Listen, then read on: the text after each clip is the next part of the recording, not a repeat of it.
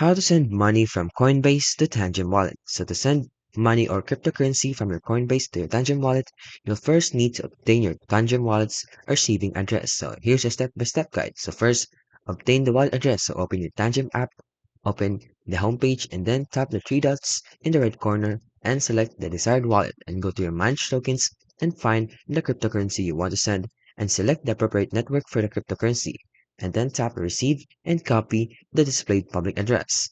Then from Coinbase, you need to send it from Coinbase. So go log into your Coinbase account, go to the send and receive section, select the cryptocurrency you want to send, and this is important. Ensure the network selected in Coinbase matches the network you selected in the Tangem app.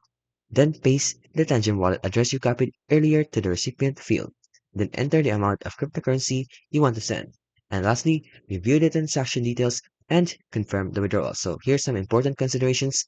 If you have network compatibility, always double check that the networks selected on both Coinbase and Tangem are the same.